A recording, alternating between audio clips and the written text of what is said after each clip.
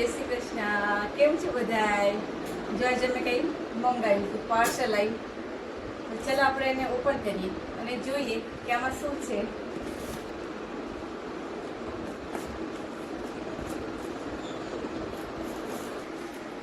તો ફાઇનલી આ ખુલી ગયું. તો હવે અંદર જોઈએ કે શું છે.